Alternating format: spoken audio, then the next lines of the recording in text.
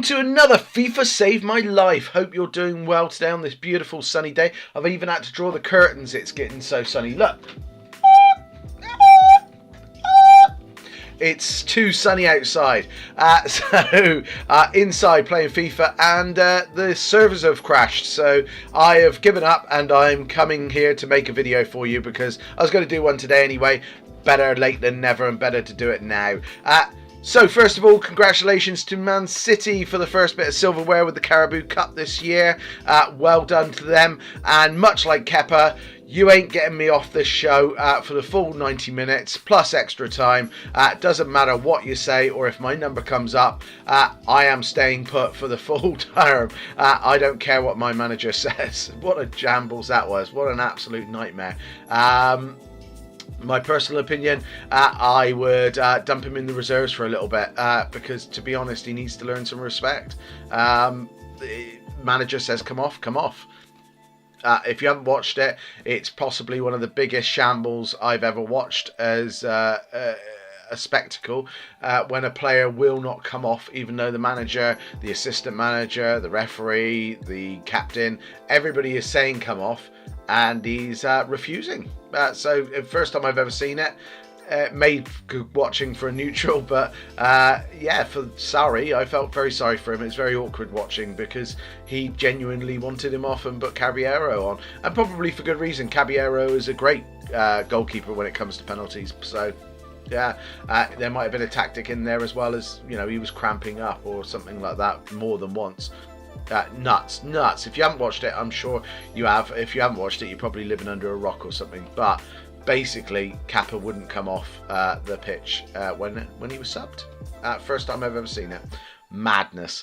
So you've got me for the full 90 minutes plus extra time today. It doesn't matter what you say, I am sticking with you and staying here. So what are we going to be talking about today? Well, I'm going to be talking about Weekend League. I obviously did Weekend League again, like most of you.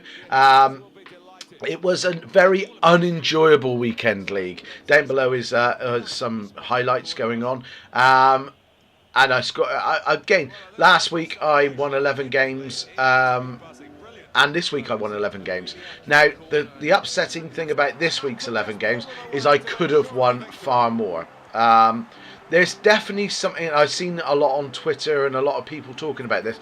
There definitely is something wrong with whether it's the patch or. It was fine when you play rivals, and it seems fine when you play like squad battles and that. But when you're playing FUT Champions weekend, there's definitely something wrong with the gameplay. It's very slow. It was very sluggish. The passing was very poor. You'd want to pass to a player in front of you and it would go down to the wing, or if you wanted to go down to the wing, it would go to a player in front of you. It wasn't behaving itself at all. The opposition's goalkeeper seemed to be on crack most of the time. He seemed to pull off amazing saves, yet my goalkeeper seemed to palm things away quite a lot, and it rebounded for them to shoot it in. Mine then seemed to go onto the post an awful lot. Both teams seem to have a lot of post shots, probably 2 or 3 a game, which isn't really realistic, and I don't know what's going on. I've not seen it like this before. When I played Rivals, every now and again I'd like to break up my weekend and I'd not just play Rivals, but not just play Weekend League, but I like to play Rivals. And yeah, I'd play Rivals, and actually it was like a breath of fresh air. It was fast to play, seemed to be a lot smoother again, less off the bar, less palming the ball away, more consistency with the type of players that you had in your team. Go back to FUT Champions weekend, and again it was poor, it was slow, it was it just wasn't something right about it. I got quite angry, and I'm not an angry FIFA player. I'm not that guy who chucks his controller through the TV, or I'm not that guy who smashes his controller up or gets really angry. I was beginning to get quite frustrated with it because I was losing games on penalties because I couldn't score the goals that I needed to, even though I was in great positions and I was putting the shots in that would normally go in, that were then rebounding off the bar and going all over. Or like I said, their goalkeeper was on crack and he was basically saving anything and everything that I chucked at him, and they would win it 1-0 or something ridiculous like that. I didn't lose. The big positive for me this week was I didn't lose the games by much. If I lost a game, it was by 1 goal. It was a 4-3 thriller, or it was a 1-0, sort of dreary match. But I should have scored a few goals and that. And I'm not a bad loser or anything. I do think there was something definitely wrong with the patch or with the meta this weekend with Rivals and with FUT Champions. And it was proven when I played Rivals or when I played a squad battle. It was definitely better play. It was definitely better gameplay. It was definitely smoother to play. Now, again, I don't know if you've had this experience. Please let me know down below if you have. It would be really interesting, because what really upsets me is, obviously, I haven't got much money, as I keep on saying. I've got no money and all the rest of it. And part of what I do with FIFA is I really enjoy it, is I like doing the challenges. And one of them is now I've finally started qualifying for FUT Champions, and then because I get now 2,000 recoins again, or 3 points, I get to qualify every week at the moment. So I'm getting to play FUT Champions every week, and on a Thursday I know that there's going to be nice rewards. Now, I could have had much better. I should have probably been in the next, at least in the next sort of tier up, if you like, and got better rewards again, because there was games that I definitely should have won, but for some reason it just seemed to be the gameplay was too slow and you just couldn't do it. And I know it's an even field because maybe the other players having the same thing, but somewhere along the line it didn't benefit me at all. I felt I was definitely getting the wrong rub of the green, if you like. I was definitely hitting the bar more than the other player. I was definitely hitting their goalkeeper was having worldies more than mine. I had 91 Petr Cech. They might have had 83 Rui Costa or someone like that, and he was pulling off wonder saves, and Petr Cech was palming it straight into their way and letting them score an easy tap in. There was definitely something up. And looking at Twitter this weekend, there was a lot of people mentioning it, because I thought there was something weird, and I just thought maybe it was me who was been off, or not great. But Twitter definitely took to it, and there was definitely people moaning and a bit disgruntled about this weekend's Weekend League quality, if you like. So hopefully it gets better in the future. Hopefully it's just a one-off, because I really enjoy Weekend League as a competition. 30 games, it's really good. 11 to win 11 I will accept anyway. That could be a lot worse to win less than 11 and all the rest of it. It could have been worse. I did have a really poor start. As I said in a video on Friday, I've sold Sani. I struggled a little bit to adjust. I went and bought Phil Foden. He started scoring some goals. I've now sold Phil Foden again because I didn't feel he was really part of my team. So I've kind of got my settled team, and I started winning games again. But like I said, there was just definitely something that smelt rotten in Denmark this weekend. There was something not quite right with FUT Champions Weekend League. And now let me know below if you had the same problem. I would love to know if it was just me and I was just having a nightmare and I'm trying to blame the world, or whether everybody else was having the same sort of gameplay, and it ruined your Weekend League a little bit, to be honest. I have seen a couple of rumours that there might not be Weekend League this weekend, which might be it might be part of the reason. They might be fixing whatever was wrong and getting it right before the next Weekend League, which would be nice. In a way, it'd be nice to have a weekend off, knowing that the next Weekend League is going to be better and back to the way it should be. So we'll see. Well, I'll keep you posted on that one. But I have seen some posts and I have seen some bits and bobs on there saying that Weekend League has been cancelled for this weekend, and it will be back next. So we'll see. So there you go.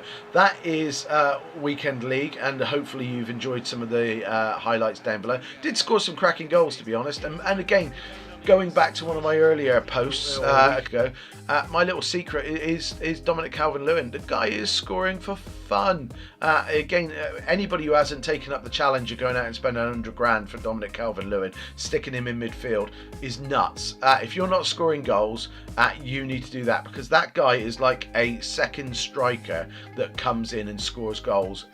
He scores just as much, if not more, than Sturridge up front for me. He is outstanding, and I wouldn't get rid of him. And again, I've sold 88 rated Phil Foden and kept 86 rated Dominic Calvert-Lewin, because he is tall, he is strong, all the things that make someone like Ruud Gullit an amazing player and a real OP player.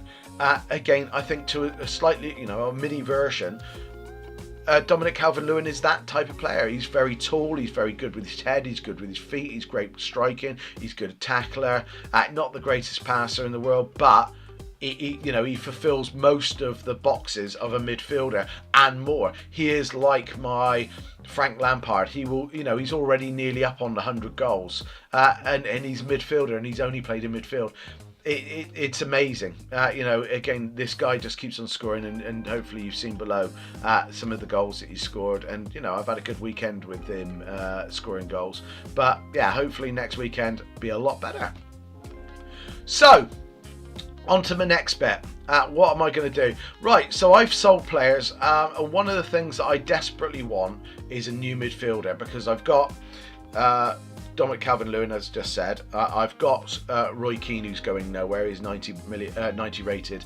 He's a brilliant player, really good. I have tried playing David Luiz in midfield as well, and struggled with him a little bit because of his fitness. He does die sort of just after half time, and he's great in there, but he does die. So again, I've put him back to defence and put him there. Now, I've also had him at right back, and he's very good at right back, because again, he likes to push forward a little bit. So you've got the option with someone like flashback David Luiz. You can put him at right back, or you can put him at centre back. So I've got a couple of options there. But what I want is Kante. I really miss having Kante. I haven't had Kante for a long time. I used to have money once upon a time. I used to have Kante. Just the basic Kante is amazing, let alone team of the year and inform and that. But I'm not asking too much. I would like Kante back. And I've sold Phil Foden. I've sold anybody that I've had that was my weekend league players, and I've got my untradables still. I've got a few players sat in reserve, my Matiches and people like that, who are ready for SBCs, and it's gone quiet on the SBC front at the moment, but I know that there will be more coming. We've got foot birthday coming up as well. Again, it usually happens mid to end of March. So again, we've got foot birthday coming up. We've got my birthday coming up next week, Saturday. But be here. So we got foot birthday coming up, which is 10 years. 10 years of foot. 10 years! It's madness. So we got 10 years of foot.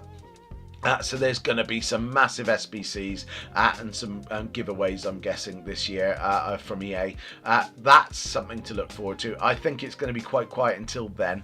But yeah, I would start stockpiling and that. So we're going to open the first one. It's already dropped. We've got Argentinian centre-back. Man City, that's going to be Otamendi. Oh, that's a nice first one. So he comes on, he's excited. So not going to help me massively, because again, I've already got Laporte, I've already got Sol Campbell, I've already got obviously David Luiz, but he's sellable. I've also got Torreira in there, 82 upgrade as well, so he looks good.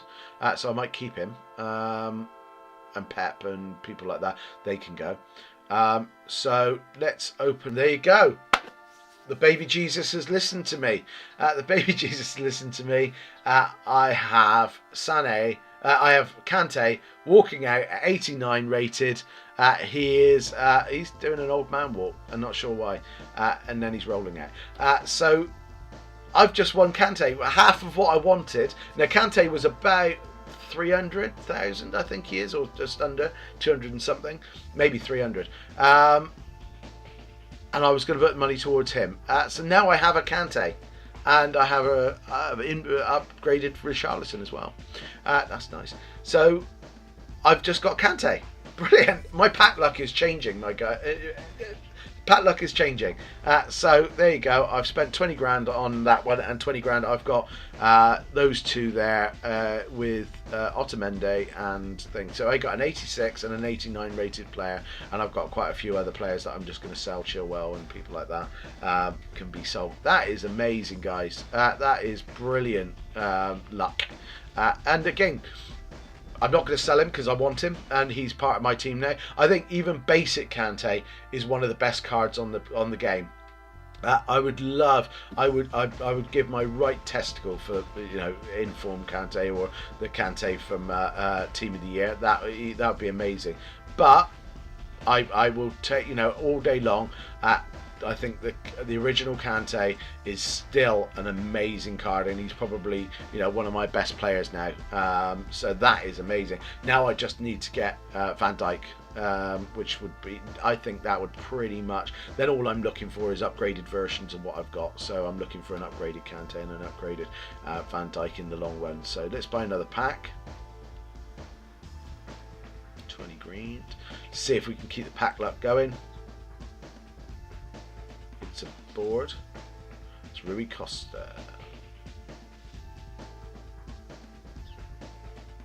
Yes, it is. Oh, Rui Patricio Costa. I'm always calling Rui Costa.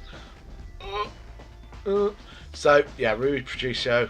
He'll be good for a SBC. I'll keep him for an SBC 83 goalkeeper. Always stick him at left back or right back. Let's open another pack. See what happens there.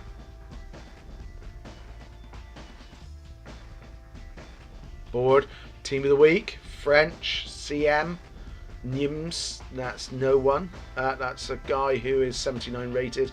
But Team of the Week, again, when we are going to be asked at some point for a Team of the Week in a SBC. Oh, I got Sigurdsson and Sancho. I got upgraded Sancho as well. Nice. I've already got Sancho. Obviously, I've got 84 rated Sancho, so don't need him, but I will sell him and see if I can make some coinage off him. That's not bad. Do you know what, guys? My pack luck might be changing.